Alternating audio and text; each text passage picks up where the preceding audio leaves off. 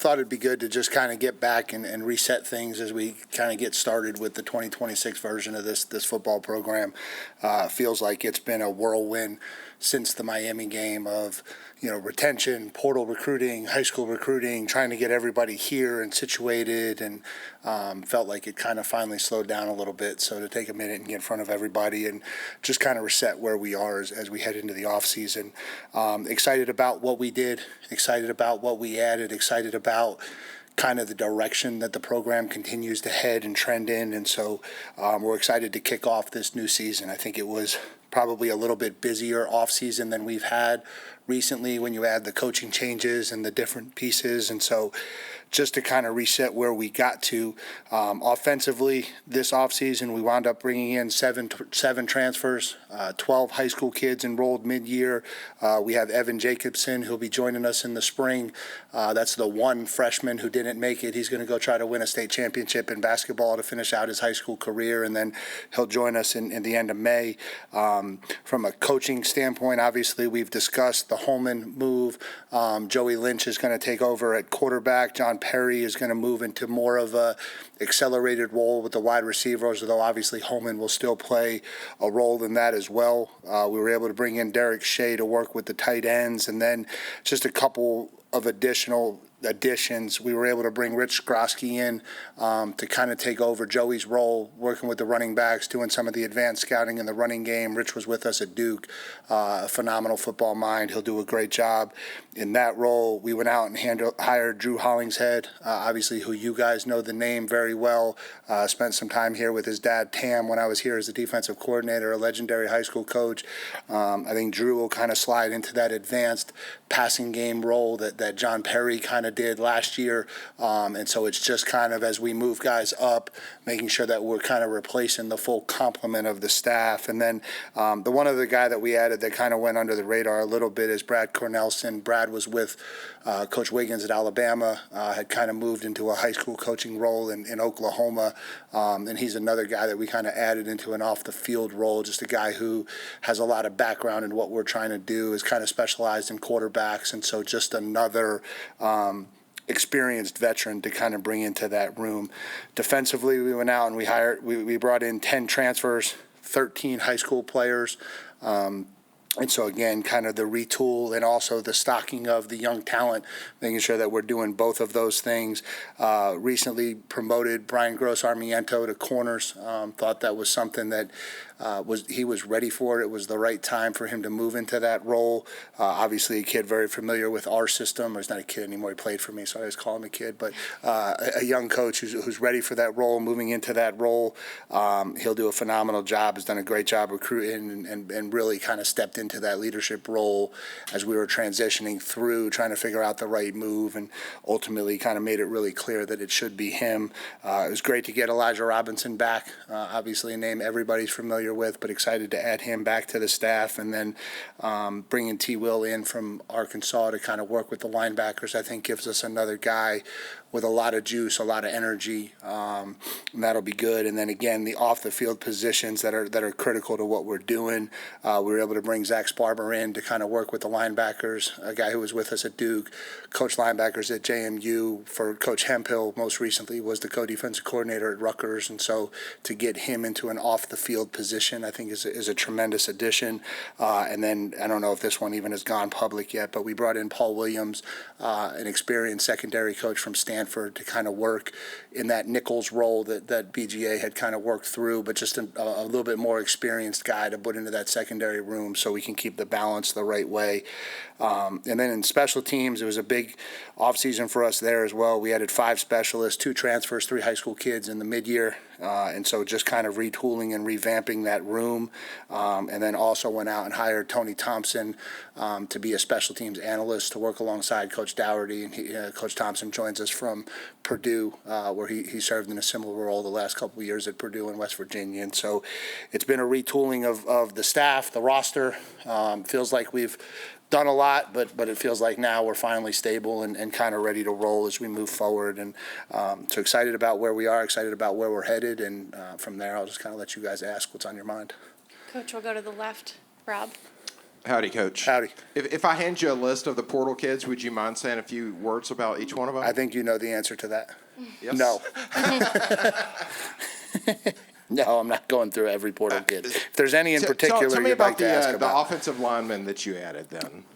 Yeah, I think, we were in a couple unique spots. I think, we kind of talked about this hopefully being the last year that we're in this situation with the portal where there's still some holes in the upper part of our roster from the transition era and the smaller recruiting class that was here when I kind of took over, some of the kids that had gone in and out. And so we looked at our roster and we had Mark Nebu coming back. And outside of that, the oldest offensive lineman we had was sophomore in eligibility. And so we felt like it was important for us to just go out and get some experienced competition to bring into that group. And I think we're able to do that. I think we added 2 edge guys in Wilkin Formby and Tyree Adams, 2 kids who've played a lot of football in the SEC, really talented kids.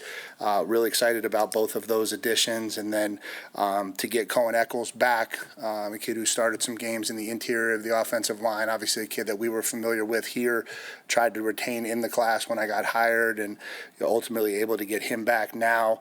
And then to able to go out and get Trevon Ball, who started a lot of games in the inside offensive line in South Carolina, a kid that we tried really hard to get at Duke, had a really good relationship with him and his family, and again, another just experienced SEC guy to bring in so that, those young, talented kids that we believe are going to be really good players will go out and compete, and the best guys will play. That will always be the case, but we just felt like there was an upper class experience gap that we needed to fill. Coach, we'll go over to the right, second row, David. Two-part question. How much pride do you take in getting 13 guys invited to the Combine and what this program is trying to do? And then also with the spring here, how important is it for guys to step up this spring to replace that veteran leadership? Yeah, I think that's, we talked a lot about that being the mark for this program, right? Needing to have more NFL guys. We spend a lot of time talking about high school rankings and high school ratings and stars and this, that, and the other. But at the end of the day, for us to be the program we want to be, we've got to be a team that's consistently producing NFL football players, because that means we have some of the most talented football players in the country playing for us at the end of their career, right? And that's really, really important. And so to get the most guys in the country invited to the Combine, the most that we've had, I think, in forever, if I'm not mistaken, those are markers, right? And then hopefully that capitalizes in the draft, where it projects that we'll have more kids drafted than we've had since 1971. Those are all tremendous indicators of the talent we're bringing into the program, the NFL development that's happening in the program. I think all of that, the retention, I just think those are good markers for everything that we're doing. And then, the next step of being a really good program is that's got to be every year. Right, and so that's got to be, if you look around the country at the teams that are really good, really consistently, that's the markers, and then they all leave and the next wave steps up, right? So that at this time next year, we're talking about double-digit kids at the Combine, potentially double-digit kids getting drafted, and that's the need for kids to step up, fill roles. It's why you have to go out and get some older guys from the portal. And obviously we lost a lot of talented players, and for us to be the team we want to be next year, there's got to be a lot of development this offseason to get there. Coach, we'll stay to the right. First row, Travis. Mike, first, how maybe was things different this offseason, having just the one transfer portal window, and is that something you were in favor of now that you've been through it once? Yeah, tremendously in favor of it. Never, ever liked the idea of 2 free agent windows. And I think especially now when you talk about rev share caps and salary cap management to some degree, the thought that you would, balance that cap and then have another portal window never seemed to make a ton of sense. And so I think obviously that's really good. I think, the more kids can just make the decisions that they want to make, the better it will be for the sport.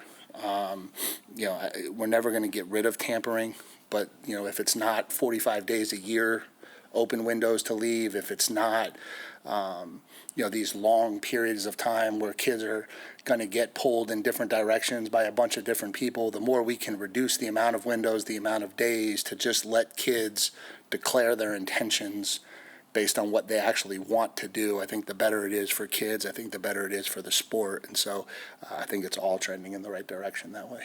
How cool was it for the program and for you to bring in a guy like Houston Thomas, who I believe you've known for quite a while? Yeah, it's cool. Like there's so many full circle things that happen in this profession, especially being here in College Station. And he's a kid who went to school with my older son, and so knew who Houston was as a ninth grader when he was a young wide receiver developing into his body, and obviously to watch his development in high school while I was here as the defensive coordinator, and then we got a chance to play them this year and to see kind of what he had become as a college tight end, and then he goes in the transfer portal, and obviously I just think it made a lot of sense for all parties to bring him in here and add him, and he's been great since he's gotten here, working really hard, and looking forward to seeing what he can do.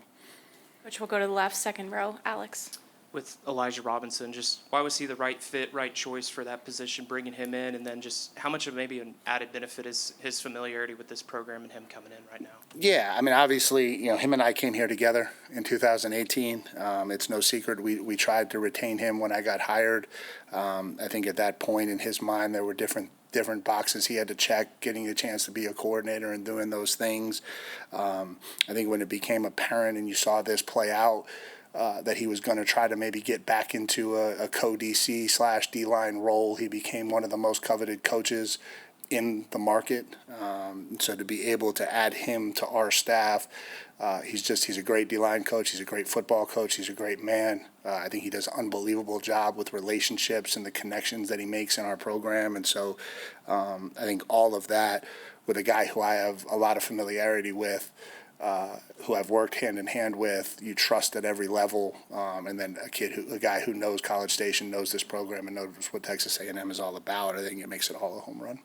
And just with the guys y'all brought in through the transfer portal on the defensive line, just what was your point of emphasis in the guys that y'all went and got, and just kind of the type of player you were looking for? Yeah, I mean, I think for sure it was the same kind of thing as the offensive line. We needed some old, experienced guys. We needed guys who had played snaps at the collegiate level. Obviously, there's a talent marker, if you're trying to find guys to project. I think one of the reasons why we've had so much success with the transfers is we've looked and found guys who fit our scheme, our system, our needs, and so I think each one of them does that. Again, we have, it's an interesting, different than some of the other years past. Like, I don't know how these jobs will play out. I think in the past we've just had these big holes that we needed to fill. I think this year it's kind of like, well, we've got these young guys that I think have a chance to make a giant step this offseason. We've got these older guys who have played a lot of football. It'll be really cool to see, who ultimately comes out on top of a lot of those competitions. I think that would just be really, really good for our program. We'll go back over to the right, second row, Olin. Yeah, Mike, I wanted to kind of follow up on what some of the things David was asking you about. I can't remember. It was early in the year last year when you came up you told us that you felt like you had, I think you said 10 or more. I said 10. NFL type prospects. Yeah. Keep track of that when we hit the draft too, because I think I'm going to be pretty close. Yeah. So I was wondering, based on your evaluation of the guys you brought in, and then seeing the guys develop that are already here, do you have a feel for what kind of talent that you're going to have on this roster now? No, I think the thing that makes me much better at predicting that stuff than some others in some other areas that we pay attention to is I want to wait until we play football. I want to wait till we made that.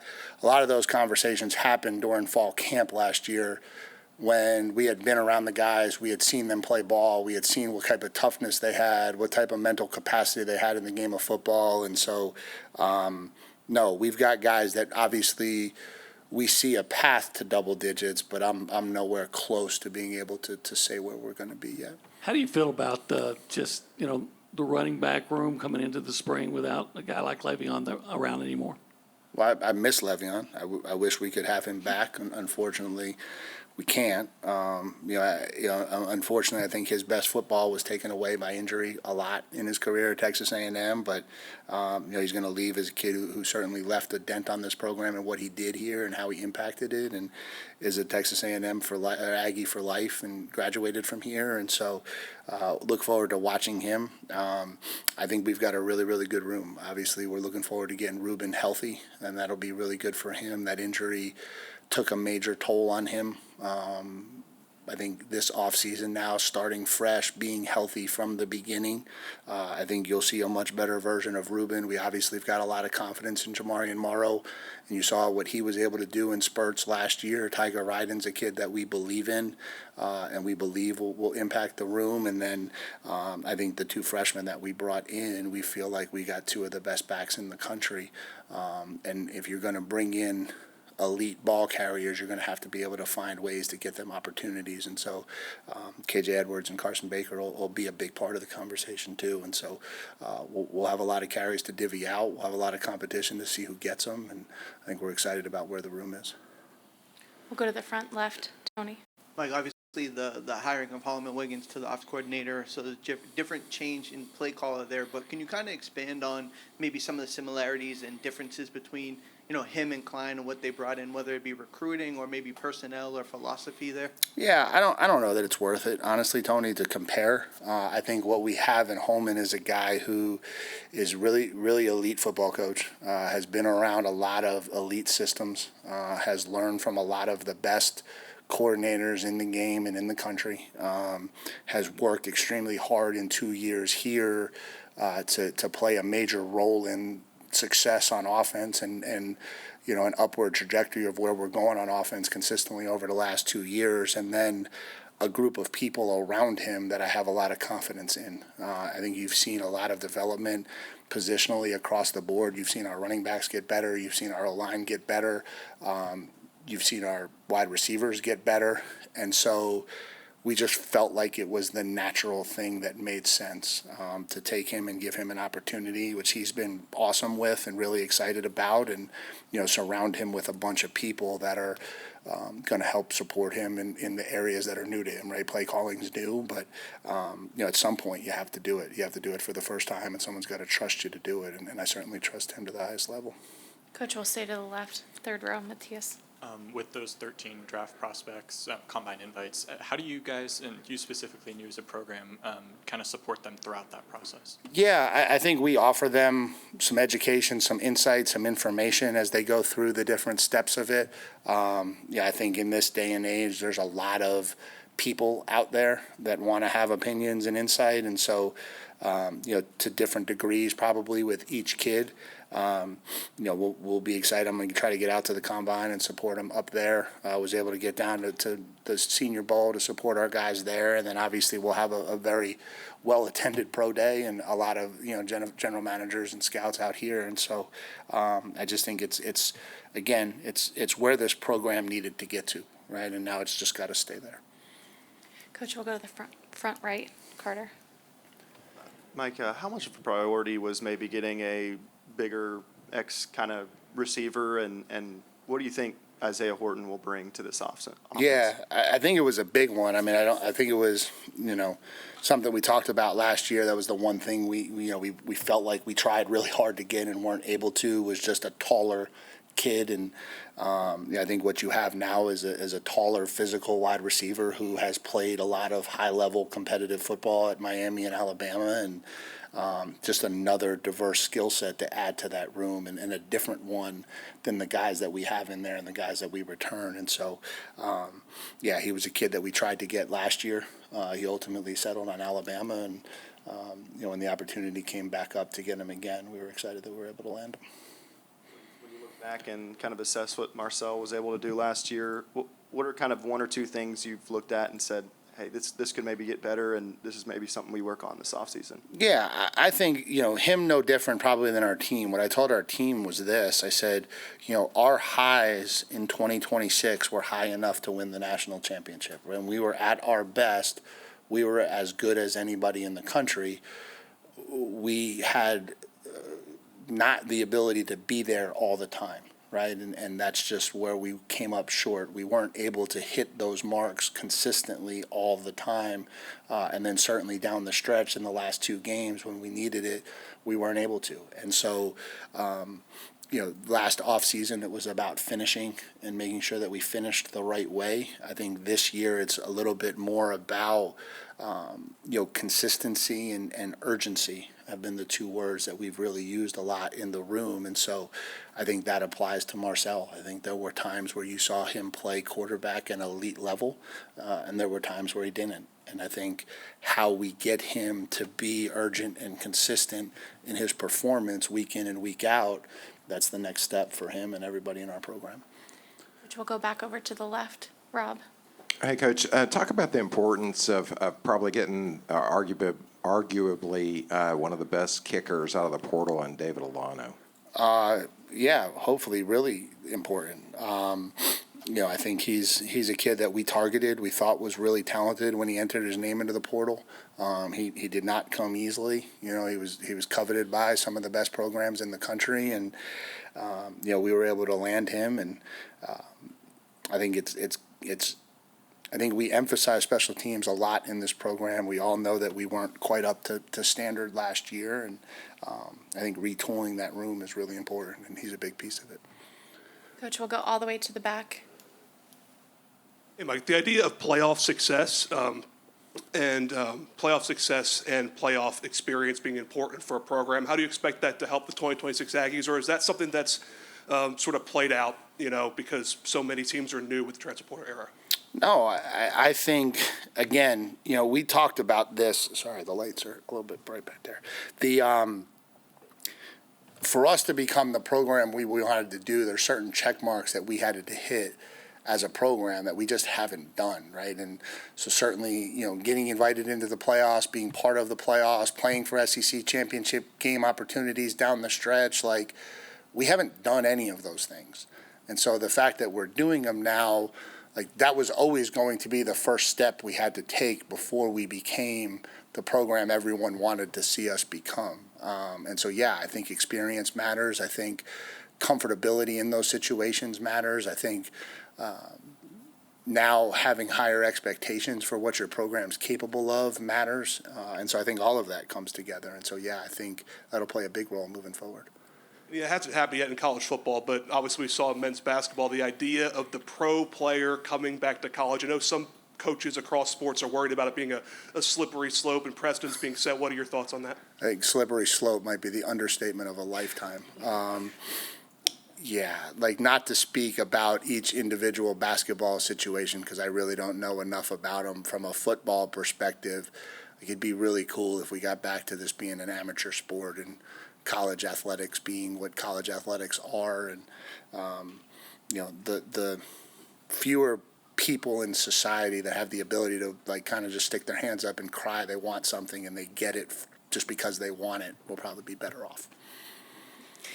We'll go to the front right. Travis? Hey, Mike, as you look back at the portal, was there any position groups or any things that didn't manifest just because the cards didn't play out, or that you didn't get to add the depth for it because the cards didn't play out that way? I guess I've said this to a couple of people. It's probably the right way to word this question.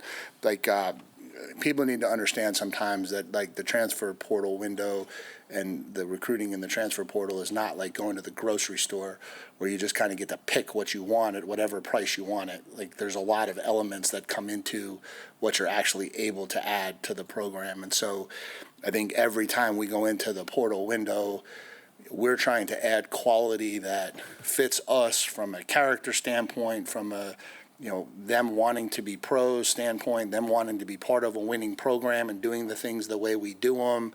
And so I don't know that you necessarily graded in terms of what you didn't get. I think we always try to grade it in terms of making sure that we hit those marks.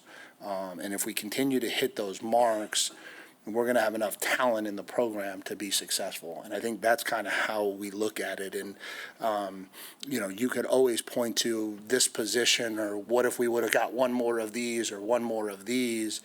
But the reality of it is we as a staff just didn't believe the right thing existed in those areas. And in my opinion, you're better off bringing in things that fit you than just rolling the dice and seeing how things happen. And we try not to do that very much. We'll stay to the right. Carter? After you guys lost Torian York and Will Lee, y'all essentially replaced them with Ray Coney and Ricky Gibson. Wanted to ask about those two guys in particular and what kind of jumps out to you about their skill sets. Yeah, I think obviously both of those guys, we kind of had a really good inkling. We're going to choose to go the NFL route. There wasn't really much discussion or conversation with either one of those guys. We kind of knew where their intentions were, and so that process started. Ricky was a kid that obviously was an elite corner in this league 2 years ago, played at a really, really high level, probably expected to be in the NFL draft this year, but unfortunately had an injury in the first game and wasn't able to play as much as he would have liked to last year. And so that one certainly seemed like one that made a ton of sense for us, adding an experienced guy to come in. And we have Julian Humphrey to compete as well, and some of our young kids. And I think all of that just kind of added up and lined up the right way together. Ray Coney was a kid that we wanted to get one older, experienced linebacker. I thought that was critical. Kid who's been really, really productive at Tulsa, has been a dominant player in that league. Felt like had the skill set that projected to kind of make this jump and be a successful player. And again, it's similar to a lot of positions. You've got Noah McHale, you've got Jordan Lockhart, who we think are really talented players that are going to put themselves in position to make the jump to be SEC starters, and wanted to bring in one older guy to be a guy to compete with them. And it's a really unique dynamic that you have that at a lot of these positions. You have these young guys that, like, you bring them guys in here and put them on the stage, and they're going to tell you, I'm not sitting behind anybody. And you've got these older guys who've started a lot of college football games that have certainly come here to win starting jobs. And so I think that's going to create a really, really competitive environment, and I think that's really good. I know you touched on him a little earlier, but Wilkin Formby, I know he's played right tackle, played some guard. Do you kind of see him at right tackle, or do you think he has the versatility, or do you want him to have the option to play both? Yeah, no, I think he's a right tackle. I think he's an elite right tackle. I think if you watch him block the elite edges in this league, he does it really, really well. You don't always compare kids because it's not fair to either kid, but there's a lot of Trey Zune in him, just in terms of his character, work ethic, demeanor, the way he goes about his business. And so, we lost not only some really talented offensive linemen, but we also lost some leadership in that offensive line room. And, both of those things are skill sets that we wanted to try to go out and replace. And we thought Wilkin would be a guy to do both of those. And obviously, Holman Wiggins, having some familiarity with him from his days at Alabama, we were really comfortable with the total package that we were getting in him. We'll go back over to the left, Alex.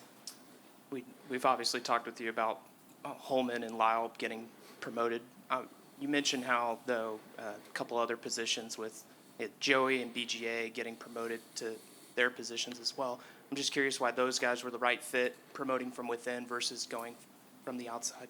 Yeah, I think there's a lot that gets made of the outside versus inside stuff. I think anytime there's a job that comes open on our staff, we talk to a lot of people. I think we try to identify what the right fits are. Sometimes that's an outside name. Sometimes that's an outside name that's got familiarity with the program. Sometimes it's an outside name that's got nothing to do with Texas A&M.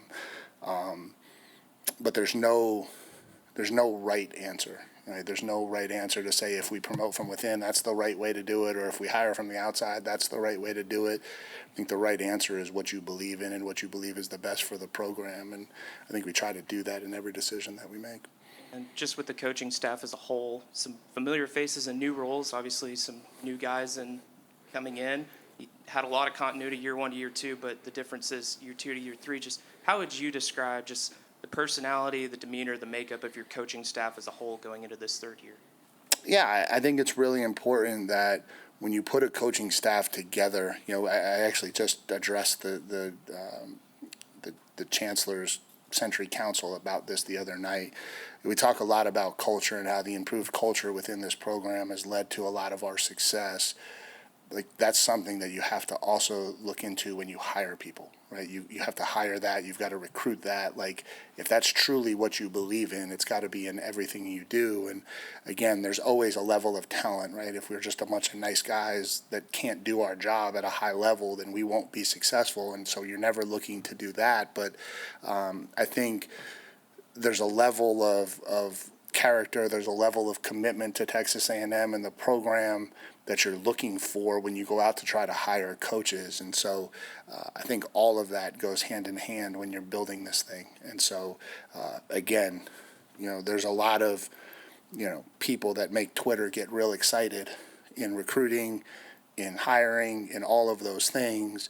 There's probably just as many of those people who have burned programs down to the ground over the course of time if you really study it. And so just try to do what we think is right for our program. All right, anything else for Coach? Great, thank you. Good. Thank you, guys.